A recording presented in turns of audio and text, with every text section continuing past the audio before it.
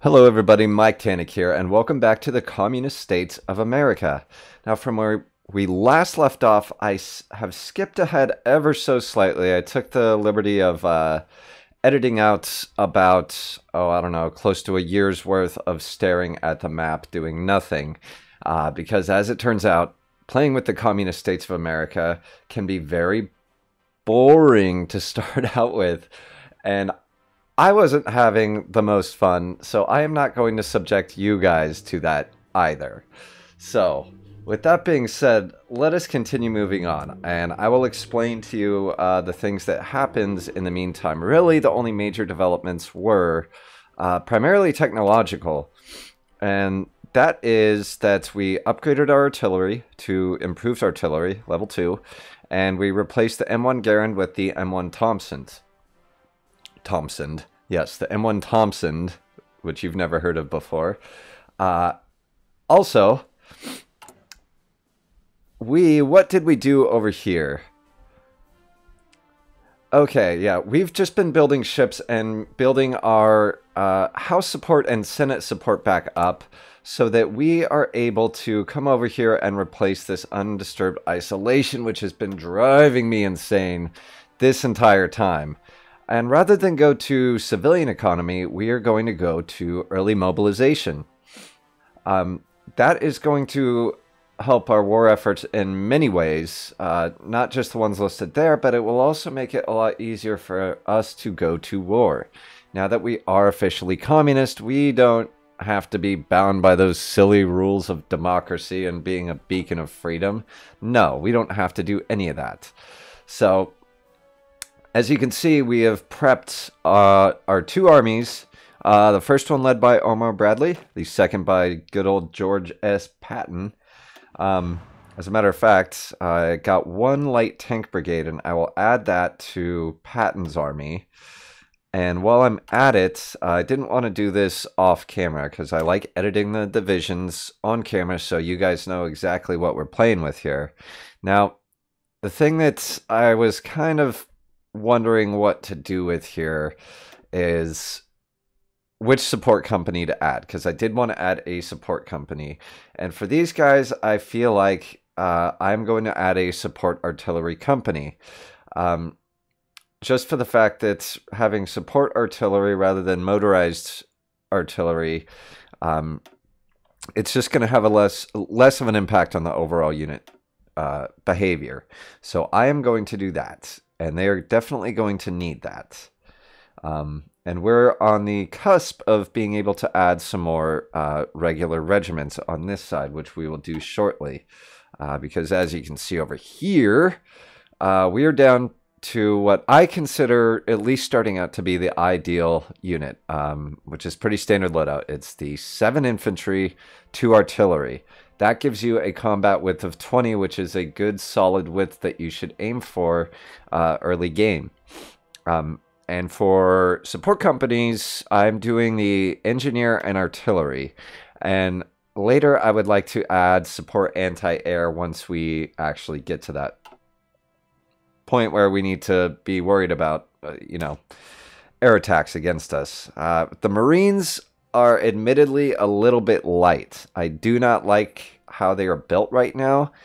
That will change as well to get them up to 20 width. As a matter of fact, I will add another unit of Marines right now, and we can't. Yes, because of the Special Forces limit. So what I'm going to do about that, I'm going to stop building the this Marine Brigade right there. Allow us to expand our standard forces to be, I don't know, maybe twice this big. Then start adding some more Special Forces units. I'm going to focus first on the Marines. That way I can actually plus up some of those units to get both their combat width up and their bang up. So let's do this. We are on the verge of having the 300 political power. Hopefully we will have the Senate and House support to be able to do this still. We should. Early mobilization. Yeah. Oh, we got that by a mile. That's easy. Unless something crazy happens, no.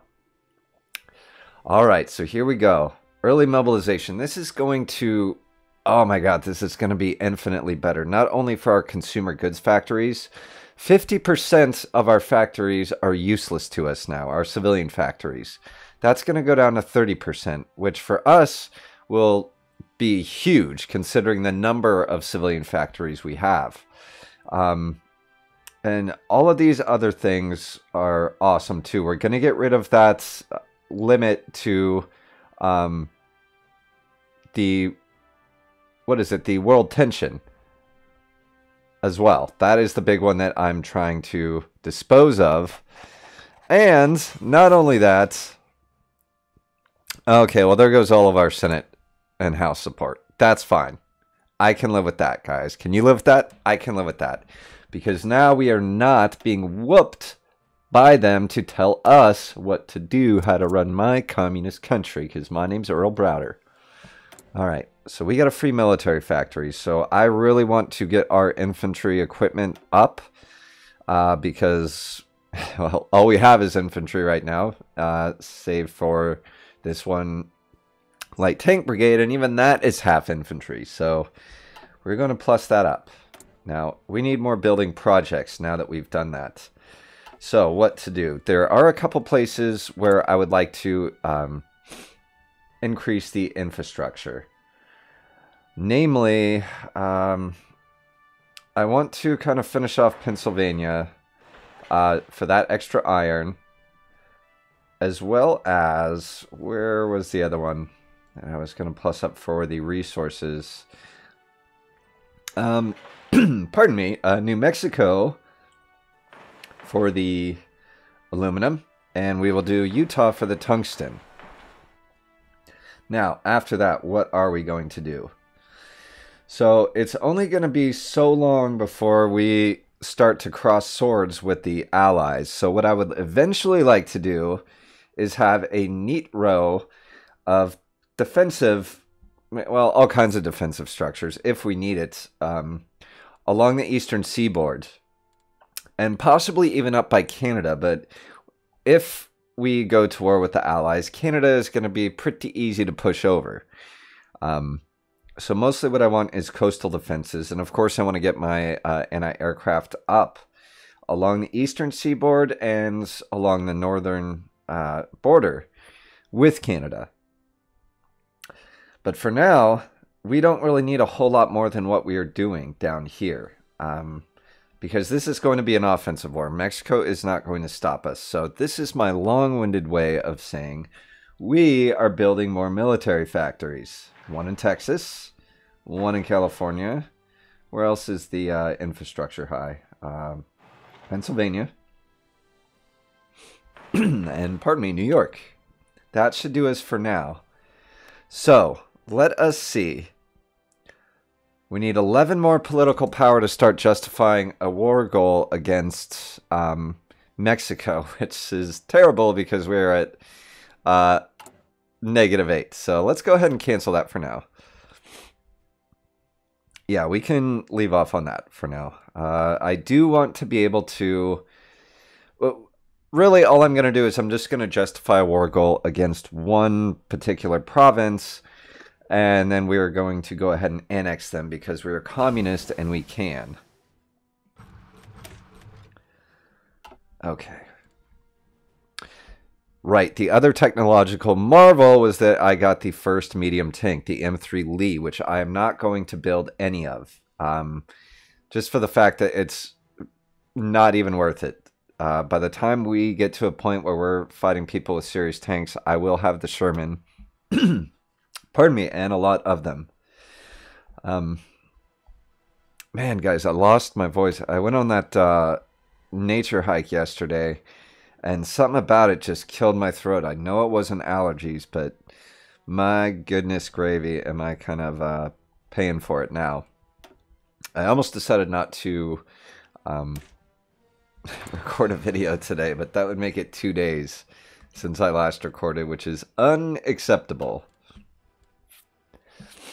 Okay, what are we missing? Rubber. I'm not concerned about one rubber. That isn't going to impact us too badly. Yeah, if I get one rubber, that's really not going to do a lot for the production efficiency here. So I would rather keep the factory than the rubber. Once we start getting up towards like 5, 6 rubber missing, then we will go ahead and make that call. But for now, let's see. Where did my armored division go? Okay. Yeah, you're under Patton because he is Mr. WizKid with tanks. He is called a Panzer leader, even though we could call it a tank leader, which gives that nice buff there. So, let's see. I would like to begin to justify a war goal. 45 more political power. Okay, that's I suspected as much. What's one that costs the least? 44. Yeah, at least 44 to even turn the engine on, which that's fine. We'll be getting that in no time because what do we got?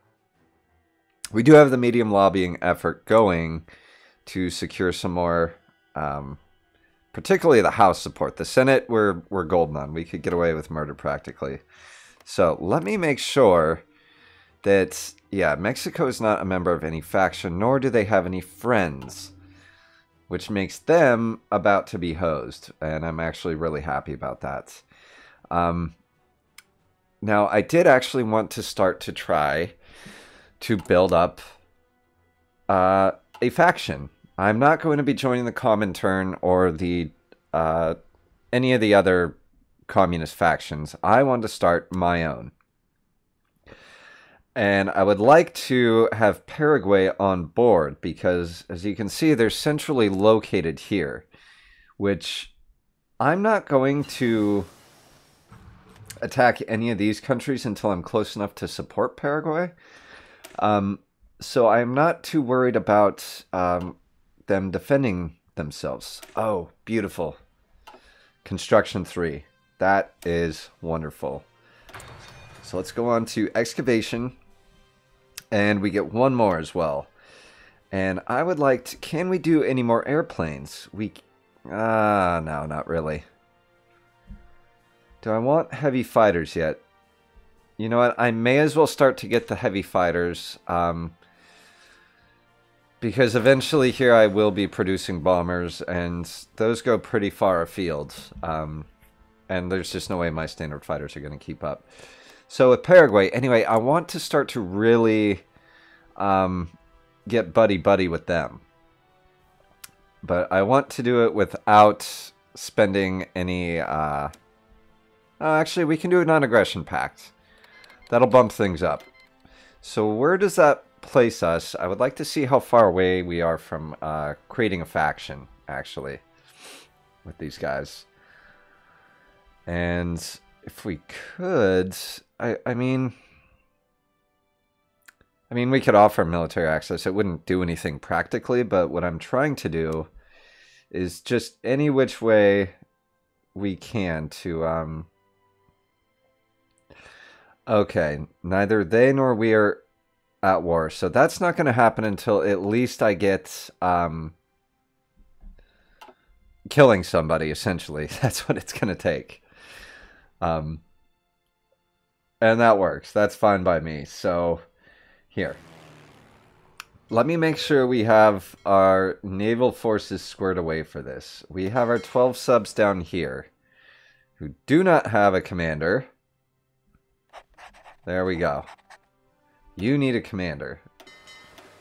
Okay, yeah, and that's good for all of this. Now, I want to make sure that Mexico is not going to up and do a sneaky snonky on me and try to invade somewhere else. So I might actually pull these guys. Oh, no, you know what? I think I'm about to have another division done. Right, the 81st. They're about done training, so I'm going to have a pretty much quick reaction force for any unforeseen circumstances. Now, all of Mexico's forces should be sitting here engaged with me. They shouldn't have time to launch an offensive elsewhere if I am doing my job correctly. It's a big if. So, okay, I'm not going to make any more standard changes to our infantry divisions, but I am going to plus up the Marine brigades with... Wait, yeah, I don't think I can add any more Marines right now. No, I cannot. Can't do it. But I can add more artillery, which I will do. And where precisely does that put us with, yeah, production-wise? Because that's what I'm really going to have to watch here. Because every time I increase that by 1, yeah, that's going to put us back some. And that's actually not too terrible. But I do want to stop these guys from training. And make sure that they are completely filled up. Alright, so 81st, they're going to be part of the QRF. And I would like to keep them kind of centralized, but at least in our southern hemisphere. So let me send you, Mark Clark. You get on up here.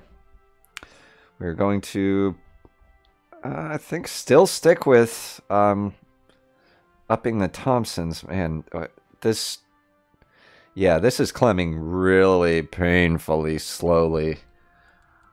We're only getting 1% every 5 days, which, fine, but... Okay, and we're almost to that 44% where we can start, or 44 political power to begin. Oh man, that is just taking forever, isn't it? That's fine. That is fine. Meanwhile, while that finishes up, let's see how we're doing over here. Because this success or failure here by the Japanese will dictate if and when we go to war with them. We will go to war with Japan. It's just in the cards. Whether or not we're democratic or communist makes no difference. We are going to be at odds.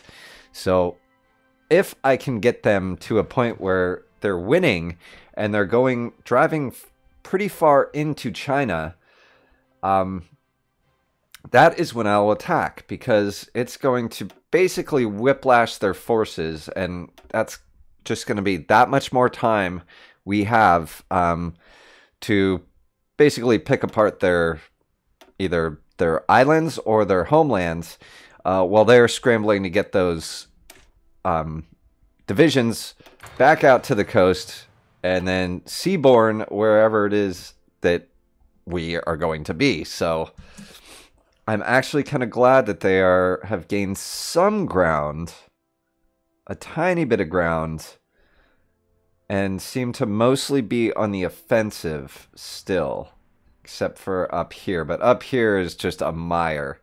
Like, the extreme heat and the lousiness of the terrain and forces on both sides just makes it near impossible, unless you're sending, like, prepared to accept, like, World War I amounts of casualties, just sending wave after wave. So I am glad to see them squandering all of their manpower in China. That's going to make our job a whole lot easier, guys. And as far as Germany has been remarkably well behaved. Well, except for the whole annexation thing down here. But, you know, like, typically by now they have really kicked off, like, their annexation. I'd expect them to be... well, yeah, right about... They should actually be kicking off the war with Poland, if my histories are correct. If I am doing that thing with my brain that I do, where I think. Okay. One more day or so, and we should be able to finally start to justify against Mexico. No, we still get one more day. Which is fine, because I do want to see what Germany is up to. Okay, unknown focus, which means that they are now... their encryption is just better than our decryption, which I don't really care about. It's not vital for me. It's more important that we be able to hide our stuff from them than they be able to see what we're doing. Although as far as, you know, decrypting and getting intel on battlefield units, that's a whole other thing entirely. Okay, so justify. Doesn't matter where. Okay, let's go with... Oh, now all of a sudden I need more. It was 44 before, but that's okay. We will continue to wait like we do. Because I want to see how we're doing now with our friend Paraguay. Where are they exactly technologically? Wow, 5 to 8 divisions, which isn't surprising, I guess, considering their size. But pardon, with us as their allies, I fully expect them to start to act up and expect us to come to their rescue, like countries tend to do in this game. Okay, let's get you over here. We'll go hang out with the 81st Division and get ready to plug holes if need be. So what about our soon-to-be foe? They have 27 to 46. So let's say they got like about 33, 34 divisions, I'm guessing. That is not going to be particularly difficult to overcome. Especially since, you know, I know from trying to play as Mexico that their technology is just way behind the curve. You know, they're not going to have, they don't have nearly as many research slots, and like resource-wise, they are poor. As far as starting out with infrastructure, they're poor. With civilian military factories, it's all Poe. Big time Poe. So that's going to be the easy part. And more importantly, what it's going to do is it's going to up world tension, which is what I want. I want that to happen. So, okay, we should be fine. No, we're not fine. This medium lobbying effort is killing us.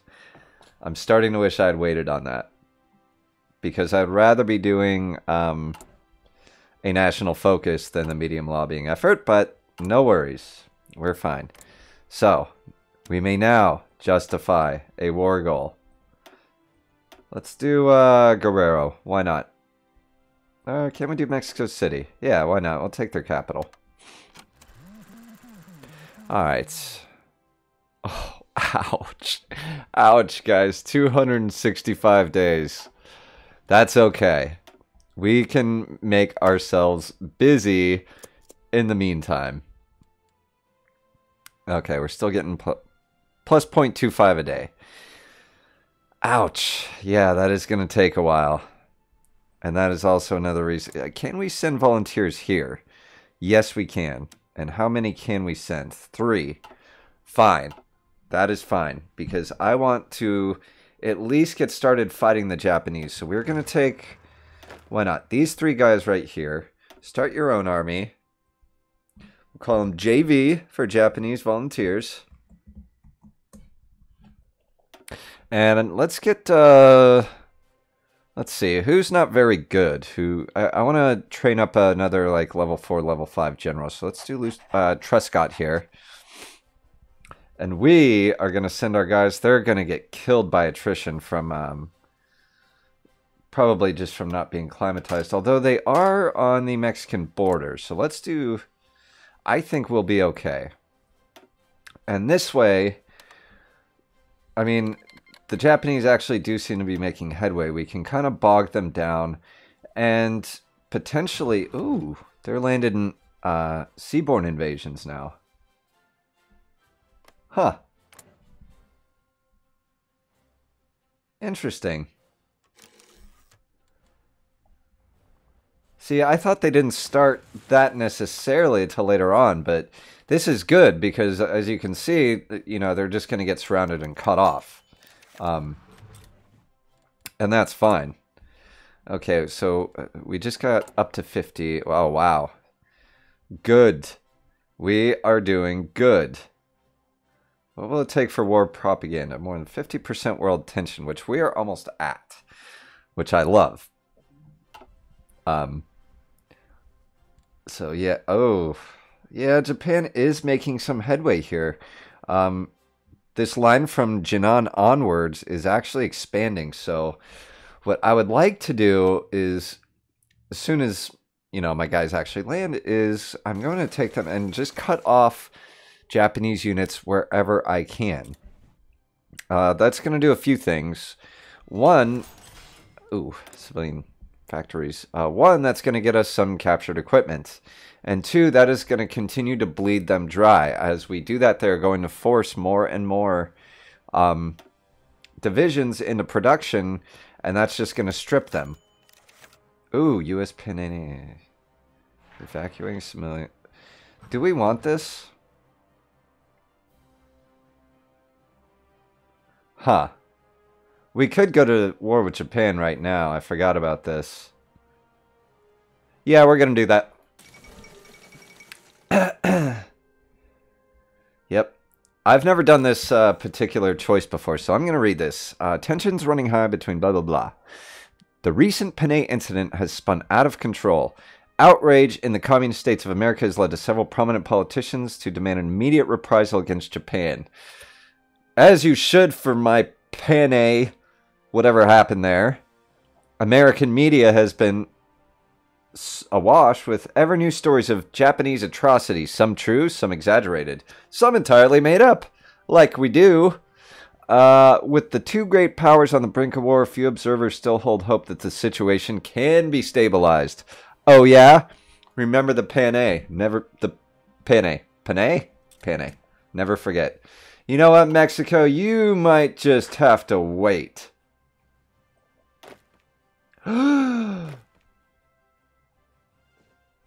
Oh, okay. Sorry, guys. I had a brain dumb and thought that something happened that did not. I thought I accidentally deleted a bunch of divisions. So, here's what's going to happen next.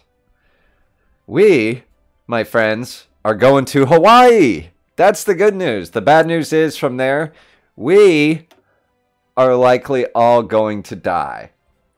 And what I'm going to do... Oh, okay. Good, good, good. That's maximum. So... let's start to move our boys. You know what? As a matter of fact, rather than do that, my army, my left army here, my first army here, Army 1, which I'm going to rename as the Pacific Army, they have the Marine divisions. So I am going to plus this army up. They are going to get off this godforsaken border. They're going to go out to San Diego, and they are going to get ready for a big old war with the Japanese. As a matter of fact, you guys don't even need to be here anymore. So I'm going to get rid of, at least, these guys are going to have a lot more to do. Much bigger fish to fry. What is going on? Why am I having such trouble with this? No. None of you will be doing this. Thank you. In fact, all of you get out to... Do I want to go closer than Hawaii or no? Probably not. Let's get out to Hawaii at least. Cruiser lights. Let's see. Yeah, this is going to be a sweeping force. So you guys, come on out too. Actually, I'm going to put you more out. I'm going to put you out in the Philippines. So, guys, it looks like Mexico has just taken a back seat as far as who we want to conquer. So, let me see. Who do we got here? Yeah, why? 2 light cruisers. That's not going to work. We're going to merge you with them. You... Okay. The Mumpler Pappas! The Mumpler Pappas is done, guys. Aren't you so proud of us? Okay. You're going to go to that task force. Who do we got here? Destroyers. I want to add some more destroyers. Actually, no. Let's get a couple of subs added in there. And then we'll get you up here. And yes, disband that. And guys, we are a-going to war with Japan. which is great because that will give us... they're already at war with the Chinese, so as long as they stay that way, we're going to be hitting them on both sides because we're going to stabilize this line with our more modern divisions than what China has. They're better built as well. The trick is going to be to keep... Where are you going? Okay, merging with the Asiatic fleet. Thank you. I don't like when ships are wandering around by themselves, but I'll make an exception for you. All right, you will go there. And so let's see. These subs, actually, yeah, I can't have that fleet split up like that. So here, you will stop. Oh, you're docked. You're docked. Okay, that's fine. Good. So what you are going to do is you're going to convoy raid. Not immediately next to Japan, but down further this way. We're going to contest the South China Sea. Because I want to stay out of range of their torpedo bombers, especially with my subs, because they're not that good yet. They're not even custom-built subs. And what is this? So, you need a commander, first of all. Yep, we'll go with Bert. And then we will also cover the Philippine Sea and the Mariana region, where we will be raiding convoys. There we go. Okay, guys, that is going to be it for this episode. Next episode, we are going to kick the ever-loving crap out of Japan. And if we are lucky, might even get us some new oceanfront property, if you know what I mean. And we're also going to be going to war with Mexico, I imagine. Because what do we got left on this? Probably less than 265 days. Okay, yeah, it's crawling. It's glacial. But guys, we are going to do it. And, yeah, actually, I just remembered that I have to get some airplanes over here. But that can also wait till next episode. So, I will see you next time on the battlefield. Love you guys. Bye-bye.